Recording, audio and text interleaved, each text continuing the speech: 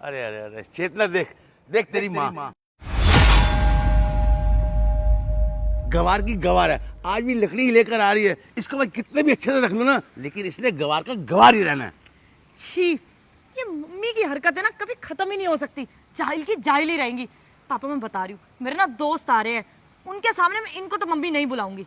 मैं बोल दूंगी घर की कोई नौकरानी है। अरे है भी नौकरानी और दिखती भी नौकरानी की तरह ही है। ये देखो तुम्हारी बेटी, जिसे तुम बेटी बेटी करती हो ना, उसे विदेश पढ़ने के लिए भेजा। विदेश से तमीज सीख के आई है। क्या बोल रही है तू? है विदेश से तमीज सीख के आई है? तुझे पता नहीं मम्मी से कैसे बात करते हैं? ओ भाई, पहले तो ना तू मुझसे तमीज से बात कर। और क्या तमीज से बात करूं मैं इनसे? जाहिलों वाली हरकतें इनकी बंद होती नहीं है। अरे पूरे मोहल्ले में बेइज्जती करा रखी है। ये क्या, ये लकड़ियां चुक के लेके आती रहती है बार बार ये। अरे पापा पैसे दे रहे, इतनी सहूलतें दे रखी है, फिर भी रहना तो इनको गाँव की गवार बन के ही है। अरे बेटा, तू ऐसे क्यों बात कर रही है?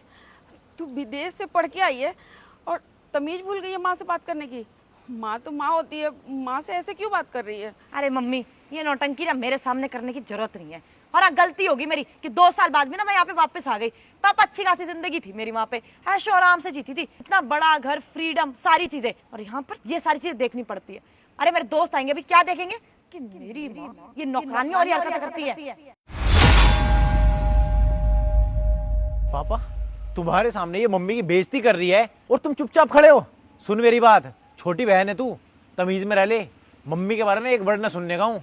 तुझे पढ़ाई करने भेजा था, इसलिए ना भेजा था, तू वहां से बदतमीज हो गए। और पापा, आप इसके साथ गए थे ना जब ये बाहर पढ़ने गई थी, तो आपने ये तमीज सिखाई है इसे कि मम्मी की इज्जत करना भूल गई है।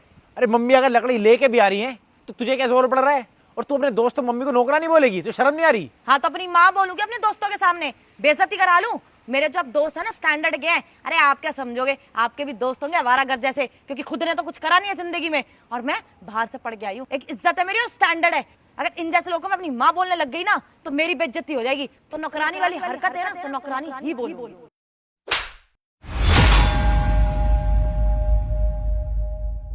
पापा देखो देखो, ये आपका बेटा आपकी बेटी पे हाथ उठा रहा है, मुझ पे हाथ उठा रहा है सबके सामने। हाँ तो सही तो कह रहा है मेरा बेटा, यही संस्कार दिए मैंने तेरे को। तू अपनी माँ को बुढ़िया बोल रही है और उससे तू तलाक करके बात कर रही है तू।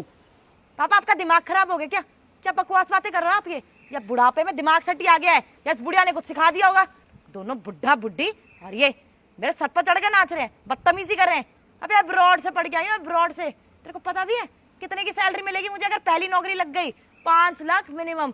हाथ पैर जोड़ोगे मेरे आगे पीछे, पैसे मांगोगे मुझसे। वैसे भी कोई औकात तो तुम्हारी है नहीं। अब्रॉड में पढ़ रही थी तो यहाँ पे तो तुम लोग की हालत ही खराब होगी थी। दिखी रहे सड़कों पे घूम रहे हो, चूल्हे के लकड़ियां चुग रहे हो। पापा आपकी शिक्षा तो काम आई। आपको इसके साथ बाहर इसलिए भेजा था ताकि ये बिगड़े ना। और बिगड़ना तो छोड़ो, इसने बदतमीजी की सारी हदें पार कर दी। और क्या कहा तूने? 5 लाख रुपए महीना। तुझे पता है हमारे पास कितनी ज़मीन है और कौन सी ज़मीन का एक छोटा सा टुकड़ा बेच के तुझे एब्रोड भेज दिया था? तुझे पता कितने का ज़मीन बेची थी कुल? 100 गज हाईवे के नीचे की। 100 गज में तेरा पूरा एजुकेशन खत्म हो गया। और ऐसी ना कई एकड़ में को ज़मीन पड़ी है हमारे पास। और ये जो पापा खड़े हैं ना, अरे जो लकड़ी ढोके मम्मी लेके आई है, ये पता कितने एकड़ की मालकिन है?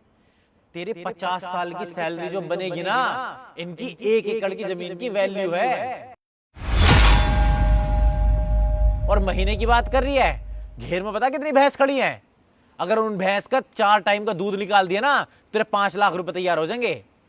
ये जो बकवास कर रही है ना तू अपने शहरी होने का, ये यहाँ पे मत करना। और मम्मी ये जो लकड़ी ढोके लाती है ना, मना हम भी करते हैं, नौकर चाकर हैं, 10 गाड़ी खड़ी है घर के अंदर। मगर ये पता क्यों उठा के लेके आती है? इसलिए उठा के लेके आती है क्योंकि इन्हें ना आज भी गांव से लगाव है। गांव की तरह ना रोटी खाने का शौक है। इन्हें चाहिए पानी के हाथ की रोटी जो चूल्हे पे बनती है। तुम्हें ना समझ में आने की, क्योंकि इन्होंने सारी जिंदगी ऐसे ही खाया है। और ये जमीन से जुड़े लोग हैं। ये हमारी जनरेशन के ना है। हमारी जनरेशन तो छोड़, हमारे बाद की जनरेशन में तुम जो लोग आए हो ना, तुम गांव के लोगों तो कुछ समझते नहीं हो। अपने आप को इतना शहरी समझ लेते हो, इतना सुपीरियर समझ लेते हो कि सामने वाला इंसान बेवकूफ़ है। तू 2 साल में बाहर थी, मैंने यहाँ पे रह के MBA किया है। मगर सुन, मैं फिर भी जॉब ना करने का हूँ। जॉब में मुझे कितने मिल जाएंगे? 1-2 लाख।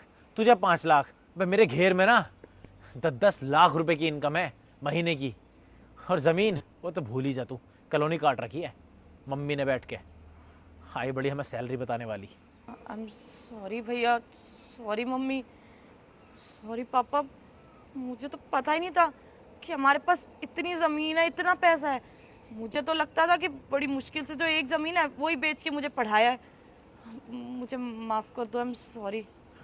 जमीन इतनी है कि तेरी 7 पुश्ते भी काम ना करेंगी ना, तब भी बैठ के आराम से खा सकें। तो आज के बाद ना मेरी मम्मी को नौकरानी कहना छोड़ दिए और दोबारा गलती कर मत दिए। और चाहिए ना तो उधर ही विदेश में जाकर रहने लगे, हमें कोई फर्क ना पड़ रहा। मम्मी मुझे माफ कर दो, मुझसे गलती हो गई।